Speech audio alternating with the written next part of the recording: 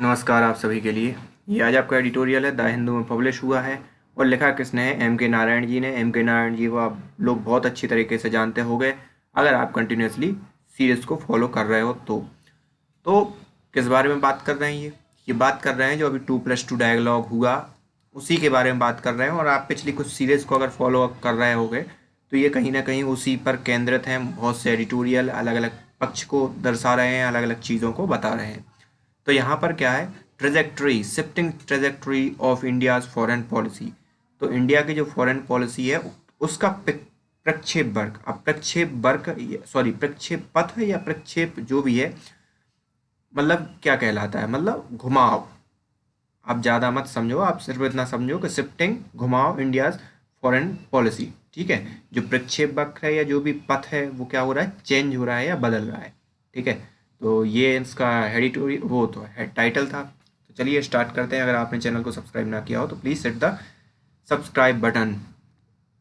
फिर क्या है? The third India's US 2+2 ministerial dialogue. अब थर्ड क्यों कह रहे हैं? क्योंकि यहाँ 2018 से ही ये स्टार्ट हुई है, ट्रंप के शासनकाल में। Dialogue between the foreign and defence minister of India and US secretary of state defence took place in Delhi on October 26 and 27 of. ठीक है, तो 26 और 27 अक्टूबर को ये चीज़ें हुई। Place Delhi on November 26. The build-up, the talk was extraordinary to say at least, with US Defense Secretary Mark Esper stating India will be the most consequential partner for the US in the Indo-Pacific this century.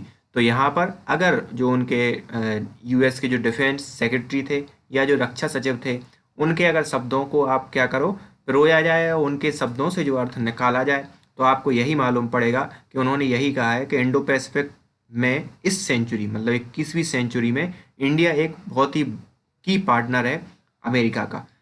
The strategic focus, रणनीतिक focus कहाँ पर है? The outcome were however on predictable lines. तो outcome कैसा था? जो predictable lines थी उसी के हिसाब से था। ठीक है, the 1,000 pound gorilla in the meetings room on both days was China, with the US Secretary of State Mike Pompeo making an all-out attack on China and the threat it posed to democratic nations. तो यहाँ पर 1,000 pound gorilla का मतलब ये है कि सबसे ज़्यादा जो प्रमुख या भारी भरकम जो मुद्दा रहा वो उसी किस पर बेस्ड रहा? चाइना को लेकर ही रहा। और जो यूएस के जो सेक्रेटरी ऑफ स्टेट हैं उन्होंने माइक पोम्पियो, उन्होंने अटैक किया चाइना के ऊपर और ये कहा कि ये चाइना एक थ्रेट की तरह काम कर रहा है जो डेमोक्रेटिक कंट्रीज हैं या राष्ट्र हैं उनके ऊपर। The centre piece of dialogue was signing of the basic exchange and cooperation agreement वेका। और सेंटर पॉइंट क्या था इस डायलॉग का? कि बेका को साइन करना। ठीक है, for Jio special cooperation which mark India's entry as a full member into the selected category of nations entitled to receive highly classified US defense and intelligence information। और इसके साइन करते ही जो भारत है वो एक ऐसी कंट्रीज की लीग में या ऐसे समूह में शामिल हो गया जिससे कि यूएस अपनी जो क्लासिफाइड इंफॉर्मेशन है वो साझा करेगा।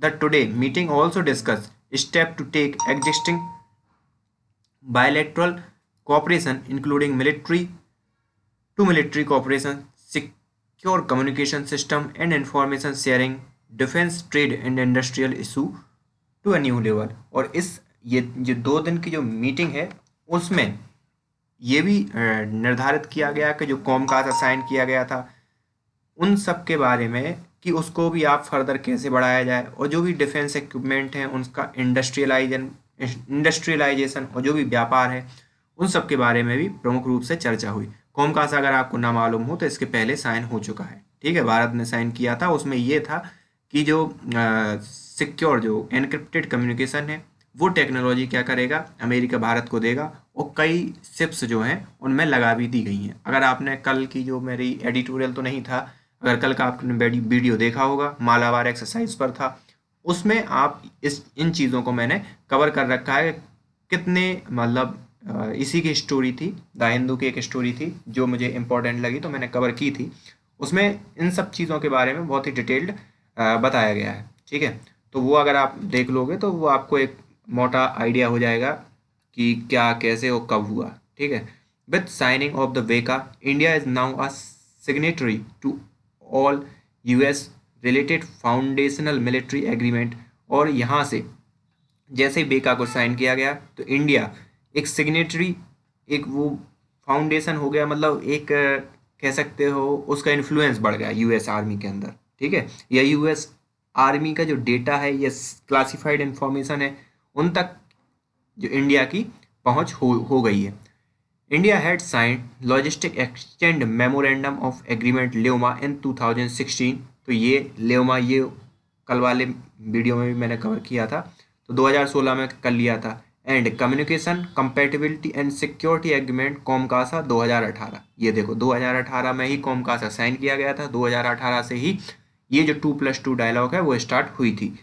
Y appending its signatures to BECA, India is positioned to specifically receive sensitive geospatial intelligence। और बेका को साइन करते ही क्या जो जियो स्पेशल इंटेलिजेंस होती है, जो मतलब अमेरिका के जो उपग्रह जो डेटा देते हैं, जो 1999 में अमेरिका ने मना कर दिया था भारत को अपने उपग्रह का डेटा देने से ही, अपनी इंफॉर्मेशन देने से, अब वो मना नहीं कर सकेगा, क्योंकि जो बेका साइन हो गया है उसके थ्रू अमेरिका के जो क्लासिफाइड मिशन है या जो मतलब भारत के रिगार्डिंग मतलब जिनकी पहुंच नहीं थी वो भी साझा कर सकता है। ऐसा नहीं है कि पूरी की पूरी चीज़ें साझा कर देगा अमेरिका, लेकिन फिर भी जो मतलब जैसे अगर आज की डेट में अगर युद्ध होता है चाइना और भारत का, पॉसिबिलिटी हो, ऐसा ना हो, लेकिन अगर मान लो पॉसिबिलिटी बनती है तो कल के दिन अमेरिका फुल हेल्प करेगा अपने जो उनके उपग्रह हैं, जो भी सैटेलाइट हैं, उनके थ्रू भारत की। Welded together foundational military pact effectively tie India to wider US strategic architecture in the region. और यहाँ से जैसे ही ये साइन हो गया तो यूएस का जो प्रभुत्व है, जो मिलिट्री प्रभुत्व है, उसमें क्या है, एक स्ट्रेटेजिक पार्टनर बन के उभरा है, और उसका रोल उस आर्किटेक्चर में, जो यूएस का मिलिट्री आर्किटेक्चर है, उसमें इंडिया का प्रभुत्व बढ़ गया है। This is the reality not bit standing what section in the country में बिलीव। और ये एक वास्तविकता है। अब इस पे ये है कि अब इस पे कौन बिलीव करता है, कौन सा सेक्शन बिलीव करता है, कंट्री का कौन सा भाग, मतलब कौन कौन बिलीव करता है, कौन से लोग। मतलब previous government had registered attempt to get India to sign these agreements on ground that it would compromise India's security and independence in military matters। तो यहाँ पर जो पिछली जो सरकारें थी उन्होंने इन सभी एग्रीमेंट को साइन करने से बचती आई थी या मना कर दिया था। उनने ये कहा था कि इससे हमारे जो मिलिट्री वो हैं वो शेयर होंगे। The present dispensations argue that there are the enough India's specific safeguard built into the pact and there is no reason for concern। और यहाँ पर जो अभी जो सरकार की दलील है वो उन्होंने ये कहा है कि वहाँ पर पूरे के पूरे प्रोविज़न ऐसे बनाए गए हैं जिसमें कि इंडिया की मिलिट्री की सुरक्षा के हितों को ध्यान में रखते हुए ही ये एग्रीमेंट साइन किया गया है। An advantage but at a price. एक हमारे लिए फ़ायदा है लेकिन किस प्राइस पर। ठीक है। तो indisputably access of this kind of highly classified information is an advantage। तो बगैर किसी दिक्कत के, बेशक अमेरिका के या किसी भी देश के, आप अगर हाईली क्लासिफाइड डेटा को एक्सेस कर पा रहे हो तो ये एक एडवांटेज होता है किसी भी राष्ट्र के लिए। At the same time it must be recognised that information come with price tag which would not be inconsiderable. तो यहाँ पर लेकिन उसी समय ये किस प्राइस टैग पे आ रही है ये इंफॉर्मेशन, ये भी तो कंसिडर मतलब ये कंसिडर नहीं किया गया। Built into the agreement are provisions for two-way exchange of information, and while India prides itself on maintaining strategic autonomy, it would be evident with the signing of these agreement, the India's claim of maintaining strategic autonomy will increasingly sound hollow। तो यहाँ पर क्या हो गया कि जो agreement sign हुआ है वो ऐसा तो है नहीं, दोनों की तरफ से साइन होगा, दोनों की तरफ से साइन होगा तो शेयर होंगी इन्फॉर्मेशन, तो जो स्ट्रेटेजिक ऑटोनॉमी है वो मेंटेन रहे। तो गवर्नमेंट तो कह रही कि मेंटेन रहेगी, लेकिन जो क्लेम है वो एक हॉलो या एक प्रकार का मजाक टाइप का लगता है या सही नहीं लगता। सीधी जो मतलब क्लेम तो कर रही है गवर्नमेंट कि हमारी जो स्ट्रेटेजिक ऑटोनॉमी है वो हम बनाए रखेंगे, ठीक है, लेकिन वो जो साउंड है वो उतना लग नहीं रहा। कैसे बनाए रखोगे आप, ठीक है। तो the US make little secret of fact that primary push for getting India to sign the foundational agreement was the threat posed by China and by appending its signature India has signed on the becoming part of the wider anti-China coalition of the billing. ठीक है, तो यहाँ पर US ने एक little secret बनाया है कि प्राइमरी मतलब इंडिया के लिए इस हिसाब से उकसाया कि ये किसके, चाइना से हम आपकी रक्षा करने के लिए इस टाइप की चीज़ों को वो कर रहे हैं। लेकिन जैसे ही इंडिया ने साइन किया तो वो कहीं ना कहीं चाइना के जो अगेंस्ट ग्रुप है उसमें शामिल हो गया है। It is a point worth considering whether by signing on BECA at this juncture, India has effectively jettisoned its previous policy of neutrality and maintaining its equidistance from power bloc। तो यहाँ पर जैसे ही एक मतलब एक बहुत सोचने योग्य बात है, वर्थ कंसिडरिंग, कि जैसे इस चीज़ को अगर साइन कर लिया है, ठीक है, बेका को, तो इस पॉइंट पे क्या इंडिया हैज़ इफेक्टिवली जेटिसंस मतलब अस्वीकार कर चुका है। क्या अस्वीकार कर चुका है? जेटिसंस मतलब होता है किसी चीज़ को अस्वीकार कर देना। तो क्या अस्वीकार कर चुका है जो पुरानी जो पॉलिसी थी या विदेश नीति थी उसको।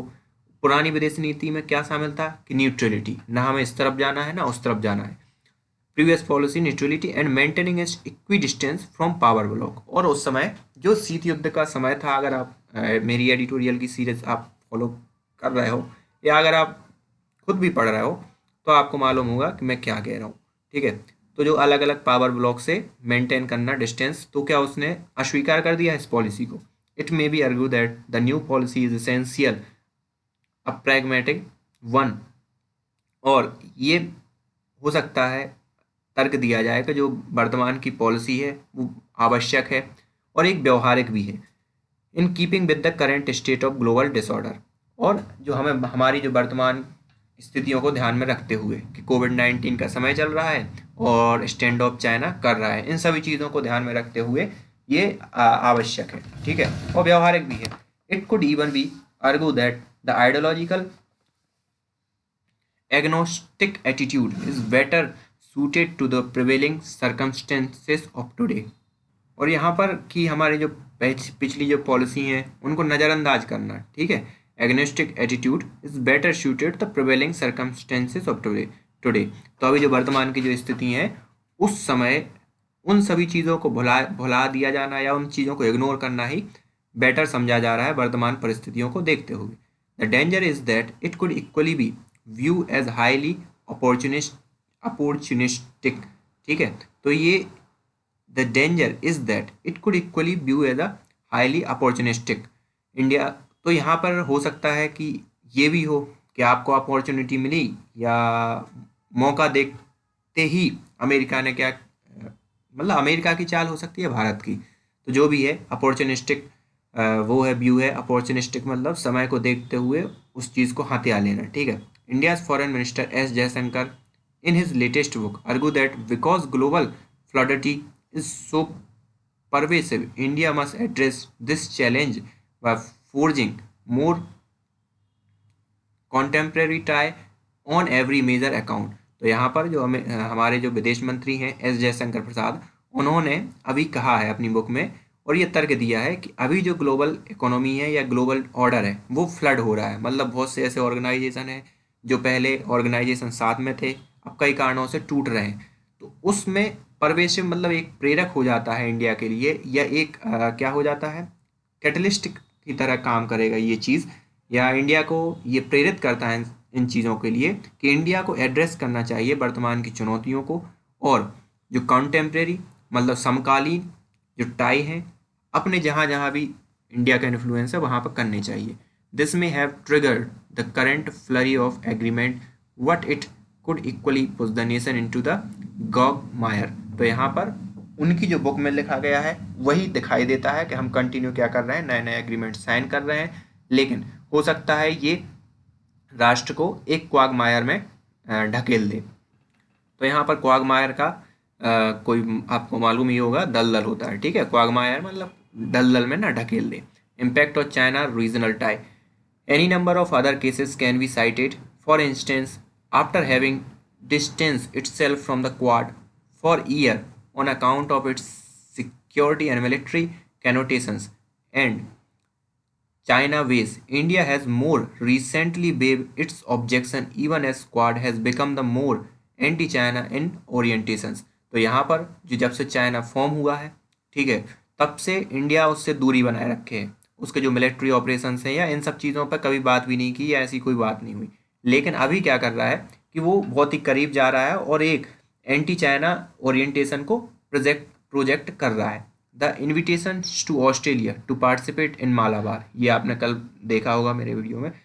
तो जो इन्विटेशन दिया ऑस्ट्रेलिया को, जो नहीं था ऑस्ट्रेलिया, ठीक है, participate in Malabar labour exercise this year to which the other 2 Quad member has already been invited further confirm this impression. और इन जो मालाबार की एक्सरसाइज है उसमें ऑस्ट्रेलिया को इनवाइट करना, जो कि क्वाड का मेंबर है, तो इन सब चीज़ों को और दृढ़ करता है कि ये एंटी चाइना मूवमेंट बन रहा है या जो भी है ग्रुप बन रहा है। Too close an identification with US at this juncture may not however be in India's interest. तो हो सकता है कि यूएस के साथ दिखना इस स्टैंड ऑफ के समय हो सकता है इंडिया के हित में हो, है ना। China India relation have never been easy, China और इंडिया के रिलेशन कभी ईजी नहीं रहे। Since 1988 India has pursued despite occasional problem a policy which put premium on the avoidance of the conflict with China. तो यहाँ पर 1988 के बाद ही मतलब चाइना के साथ इंडिया के क्या है रिलेशन ख़राब रहे। अगर कुछ एग्रीमेंट की बात छोड़ दिए जाए कि भाई उससे कॉन्फ्लिक्ट करना हो, तो कुछ एग्रीमेंट हुए जो कि आपको मालूम होगा 1996 में हुए और कुछ और हुए, ठीक है। Even after Doklam in 2017 India saw virtue in Wuhan and Mamallapuram discourses to maintain better relations. तो यहाँ पर जब 2017 में डोकलाम हुआ तो हमारे जो प्राइम मिनिस्टर मोदी हैं वो वुहान गए और वहाँ के जो सी जिनपिंग वो ममलापुरम में आए। तो ये एक डिस्कोर्स था कि मेंटेन किए जाएं अच्छे relations. This will now become increasingly problematic as India's gravitate toward the US sphere of influence. तो यहाँ पर लेकिन क्या हुआ, कोई चीज़ें सॉल्व नहीं हुई बल्कि प्रॉब्लमेटिक ही हुई। तो इंडिया फिर ग्रेविटेट मतलब आकर्षित हुआ किसके के toward sphere of US influence, मतलब यूएस के प्रभाव में चला गया। Even as US make no secret of its intentions to contain and check Chinese ambitions, India's willingness to sign foundational military agreement with US to obtain high-grade intelligence and other sensitive information would suggest that India has made its choice, which can only exacerbate already deteriorating China-India relations। तो यहाँ पर US ने कोई secret नहीं रखा, अपने जो intentions है वो साफ बताए कि वो चाइना को क्या करना चाहता है या चाइना की जो महत्वाकांक्षाएं हैं उनको रोकना चाहता है। और इंडिया की जो विलिंगनेस है कि जो फाउंडेशनल मिलिट्री एग्रीमेंट है यूएस के साथ, उसका सिर्फ इतना मतलब है कि वो जो सेंसिटिव डेटा है वो गेन कर ले। मतलब यूएस चाहता है कि चाइना को कंटेन करे, इसलिए वो इंडिया को मजबूत करना चाहता है। उसका बिल्कुल ओपन वो है, कोई उसमें सीक्रेट नहीं है। लेकिन इंडिया का ये है कि भाई वो इन्फॉर्मेशन ले ले और ये सब कर ले। तो यहाँ पे ये साइन करना ही ये एग्जर्वेट कर देता है इन सब चीज़ों को कि जो इंडिया और चाइना के जो रिलेशन है वो और डिटीरियोरेटिंग हो रहे हैं और क्षय हो रहे हैं। इट मे पे इंडिया बेटर डिविडेंड, और हो सकता है ये इंडिया के लिए बहुत अच्छा लाभांश प्रदान करे। If policy planner were to pay greater attention at this time to offset its loss of influence and momentum in its immediate neighbourhood in South Asia and in its extended neighbourhood in West Asia. तो यहाँ पर तो जो policy के planner है कि मतलब लाभांश तो जो मिले सो मिले ही, लेकिन पॉलिसी प्लानर जो हैं उनको इस तरफ भी ध्यान देना चाहिए कि जो चाइना का जो इन्फ्लुएंस है वो किस हद तक है साउथ एशिया में और वेस्ट एशिया में। तो ये चीज़ भी ध्यान रखे। वेस्ट एशिया इन्होंने एक्सटेंडेड पड़ोसी मतलब अफगानिस्तान की बात कर रहे हैं ये। और साउथ एशिया तो आप समझ रहे हो, साउथ एशिया में हम भी आते हैं, ठीक है, हम लोग मतलब Bharat. Several India's neighbours Sri Lanka, Nepal and Bangladesh normally perceive to be within India's sphere of influence currently seems to be out of step with India's approach of many issue। तो यहाँ पर जो कंट्रीज़ हैं इंडिया की जो नेबर, वो जनरली ये consider की जाती हैं कि ये इंडिया के इन्फ्लुएंस में है, लेकिन बहुत से सुपर वो अभी क्या हुई हैं, इंडिया के अगेंस्ट भी चली गई हैं। एट द सेम टाइम वो China and US separately seems to be making inroad and enlarging their influence here. तो यहाँ पर उसी समय या इसी समय के दौरान जब जो पड़ोसी कंट्री हैं इंडिया की वो कर रही थी, तो चाइना और US separately seems to be making inroad enlarging their influence. तो अपना जो इन्फ्लुएंस है वो इस क्षेत्र में बढ़ाने की कोशिश में लगे हुए हैं। The Maldives for instance has chosen to enter into the military pact with US to counter Chinese expansionism in the Indian Ocean region. तो यहाँ पर मालदीव ने भी यूएस के साथ एंगेजमेंट कर लिया है कि चाइना वहाँ पर ना बढ़े। Again while India has been complacent about improved relation with the United Arab Emirates, it need to ensure through the depth diplomacy handling that latest UAE-Israel linkage does not adversely impact India's interest in the region। तो यहाँ पर आपको India क्या है, complacent है किस चीज़ को लेकर, आत्मसंतुष्ट है। कॉम्प्लेसेंट मतलब होता है आपका आत्मसंतुष्ट है किस चीज़ को लेकर, जो इम्प्रूव्ड रिलेशन हो रहे हैं यूनाइटेड अरब अमीरात के साथ। और इस चीज़ के लिए ज़रूरत है कि वो बहुत ही चतुरतापूर्ण डेप्थ तरीके से, डेप्थ मतलब चतुर डिप्लोमेटिक हैंडलिंग करे, क्योंकि जो लेटेस्ट यूएस इजराइल वो है does not adversely impact India's interest in the region, कि वो इंडिया के इंटरेस्ट को इस रीजन में प्रभावित ना करें। India must also not rest content with the kind of relation it has with Israel and Tel Aviv has its own distinct agenda in West Asia. तो यहाँ पर इंडिया के लिए साथ ही साथ कहाँ पर भी कंसीडर करना पड़ेगा, इजराइल और तेल अवीव मतलब फ़लस्तीन के साथ, और उनके अपने अपने डिस्टिंक्ट एजेंडा है। अगर वेस्ट एशिया में बात कहें तो दोनों के साथ अपने रिलेशन बनाए रखने चाहिए। Furthermore India need to devote greater attention to try and restore India Iran tie which have definitely frayed in the recent year. और यहाँ पर ईरान के साथ इंडिया को ध्यान देना चाहिए कि इंडिया और ईरान के रिलेशन अच्छे हों, जो कि अभी कुछ समय से क्या हो गए हैं, खराब हो गए हैं। Afghanistan and also name meanwhile India must decided to how best to try and play a role in Afghanistan without getting sucked into the Afghanistan quagmire. तो यहाँ पर इंडिया ने बहुत अच्छी तरीके से एक कोशिश की है बेस्ट टू ट्राई कि एक इम्पोर्टेंट प्ले करे अफगानिस्तान में, और बगैर किसी अफगानिस्तान को या अफगानिस्तानियों को दलदल में ढकेले, जैसा कि मतलब यूएस में ने किया कि सेना भेजकर वहाँ पर तालिबानियों से वो किया। तो बगैर किसी उसके India had subscribe to an anti Taliban policy and was supportive of the northern alliance prior to 2001। तो यहाँ पर इंडिया ने हमेशा ही तालिबान का विरोध किया और जो नॉर्दर्न अलायंस है उसको सपोर्ट किया 2001 से पहले ही। The new policy that dictated India's imperative today find India not unwilling to meet Taliban more than halfway partially, no doubt, since even countries such as US are not unwilling to enter into negotiation with it। तो यहाँ पर जो वर्तमान अगर दशाओं को देखा जाए या वर्तमान पॉलिसी को देखा जाए तो इंडिया की जो अनिवार्य तथ्य ये है कि इंडिया को ये ऐसा नहीं होना चाहिए कि जो पहले 2001 से पहले जो पॉलिसी चली आ रही है कि हम तालिबान से बिल्कुल बात नहीं करेंगे, ऐसा नहीं हो सकता। Do not unwilling to meet Taliban more than halfway partially, no doubt, हो सकता है more than halfway, no doubt, since even countries such as the US are not unwilling to enter into negotiation with it। तो India जो US है वो भी unwilling नहीं है इस चीज़ के लिए कि वो नेगोशिएशन करवा पाए। और आपने रिसेंटली तालिबान यूएस टॉक के बारे में सुना ही होगा। इन उन सब के एक मिला जुला रूप है। अगर आपने पिछले वीडियो देखे होंगे मेरे तालिबान पर जो यूएस की वार्तालाप हुई या जो दोहा में अभी मीटिंग हुई थी उस पर भी एक अच्छा एडिटोरियल आया था, उसमें कई सीरीज आई थी उस समय पर। तो अगर उन सबको अगर आपने फॉलो किया होगा तो इन सब बातों को समझने में आपको ज़्यादा टाइम नहीं लगने वाला।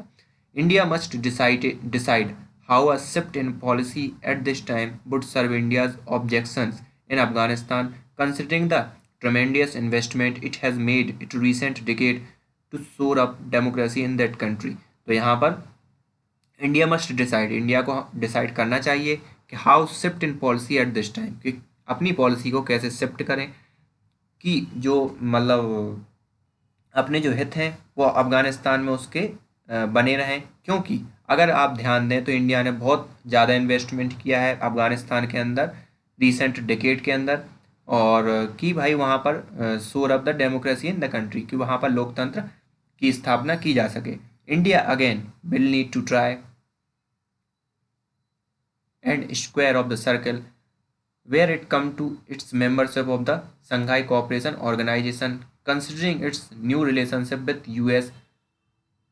Reconciliation is present fondness for the US with its full membership of the SCO, which has China and Russia as its main protagonists। ठीक है, तो यहाँ पर क्या है, जो संघाई कोऑपरेशन है वो जनरली यूएस, इंडिया और चाइना का ही उसमें प्रभुत्व मोस्टली है। तो यहाँ पर अभी वर्तमान परिस्थितियों को देखें तो चाइना और रसिया क्लोज हैं, ठीक है, तो बिल्कुल नहीं चाहते कि क्वाड जैसी जो यूएस के द्वारा पोषित एक संस्था है उसका एक इंस्टीट्यूशनलाइज्ड हो, मतलब उसका गठन हो। ठीक है, तो यहाँ पर इंडिया के लिए बराबर है कि वो दोनों की जगह मेंटेन करें चीज़ों को। ठीक है, चाहे संघाई कोऑपरेशन, क्योंकि इंडिया तो दोनों का सदस्य है, संघाई कोऑपरेशन का भी है और यहाँ क्वाड का भी है, लेकिन चाइना तो चाइना क्वाड का मेंबर बन सकता है और रसिया भी क्वाड को ज्वाइन नहीं करेगा चाहे कुछ हो जाए।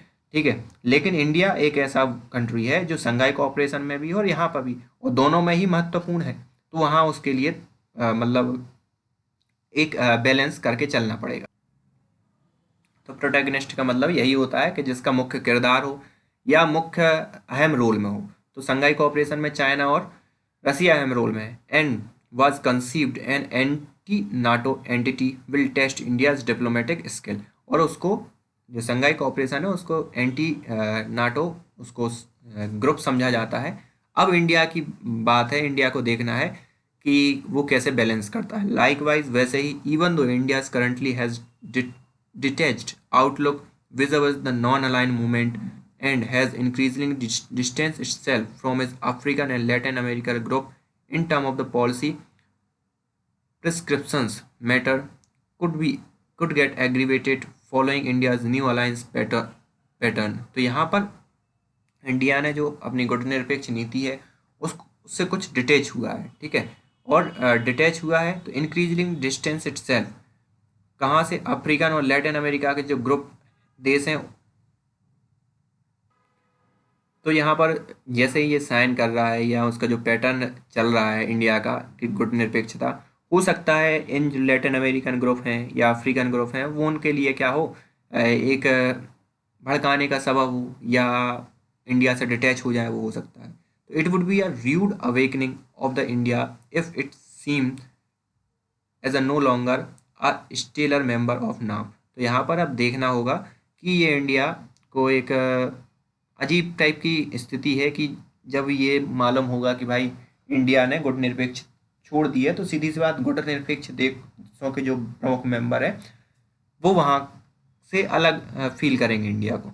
अब क्या है, Russian link. Finally the impact of India signalling और US related foundational military agreement can not but impacted India Russia relations. तो यहाँ पर मिलिट्री एग्रीमेंट जो हुए हैं वो रसिया को अफेक्ट करेंगे, which has been a staple of India's foreign policy for more than half a century, जो अब एक लगभग आधी सेंचुरी के लिए एक स्टेपल हो गया है इंडिया की, मतलब जो हाफ एन आवर सेंचुरी जो हो गई है उसमें जो रसिया का प्रमुख रोल था उसको क्या करेगा, अफेक्ट करेगा। Admittedly, India-Russia relation is recent year have not been as robust as in pre-2014 period। तो यहाँ पर अभी हाल ही के समय में ये देखने को मिला है कि इंडिया और रसिया के रिलेशन वैसे उतने अच्छे नहीं है जैसे कि 2014 से पहले हुआ करते थे। But many of the edifice that sustained the relation at optimum level including annual meeting between the Russian president and Indian prime minister have remained. तो यहाँ पर बहुत सी चीज़ें अभी होनी बाकी हैं जिनमें रसिया और भारत के प्रधानमंत्री की मीटिंग भी होनी है। It is difficult to see how it can be sustained if India is seen increasing going into the US embrace. तो यहाँ पर ये देखना होगा कि किस हिसाब से चीज़ें आगे बढ़ती हैं, जबकि ये देखने को मिल रहा है कि इंडिया कंटिन्यूसली यूएस की एम्ब्रेस में या यूएस के गुरुत्वाकर्षण में या यूएस के क्षेत्र प्रभाव यूएस के प्रभाव में कंटिन्यूसली जा रहा है ऑलमोस्ट सर्टेनली, क्योंकि यूएस और रसिया एक दूसरे के क्या हैं, धुरी मतलब वो हैं, यूएसएसआर का पार्ट है ना यूएस, दैट्स वाई एक दूसरे के विपक्षी हैं। Almost certainly in the circumstances India can hardly hope to count on Russia as a strategic ally. तो यहाँ पर इंडिया को आशा यही होगी कि वो एक काउंट करे एक अच्छे एली के तौर पर रसिया के लिए। This at a time when Russia China relation have vastly expanded and a strategic congruence exist between in two countries. तो यहाँ पर अगर उसी पैरेलल तौर पर देखा जाए या सेम टाइम पर देखा जाए तो चाइना और रसिया के जो रिलेशन है वो एक्सपेंड हो रहे हैं, बढ़ रहे हैं, और कई उनके स्ट्रेटजिक या रणनीतिक कॉन्ग्रुएंस या साझेदारी बढ़ रही हैं exist between two country. This is one relationship which India will need to handle with skill and dexterity. Dexterity मतलब होता है निपुणता। तो ये एक ऐसा रिलेशन है जो रसिया के साथ, वो इंडिया को क्या करना चाहिए, बहुत ही स्किलफुल और बड़ी निपुणता के साथ उसको हैंडल करना चाहिए, as it would be a tragedy if India-Russia relation were to deteriorated at a time when the world is in a state of disorder। तो यहाँ पर ये बहुत बड़ा सेटबैक होगा इंडिया के लिए कि अगर वुड बी ट्रेजेडी मतलब एक तबाही या खतरा वाली बात होगी कि इंडिया और रसिया के रिलेशन खराब होंगे इस समय जब पूरा का पूरा वर्ल्ड क्या हो रहा है, डिसऑर्डर या छिन्न भिन्न हो रहा है। उस समय इंडिया और रसिया के रिलेशन खराब नहीं होने चाहिए इनके अकॉर्डिंग, जो हमारे राइटर हैं इनके अकॉर्डिंग। तो इंडिया को बैलेंस करनी चाहिए रसिया के साथ relation. So this is the end of today's editorial. Thank you for today.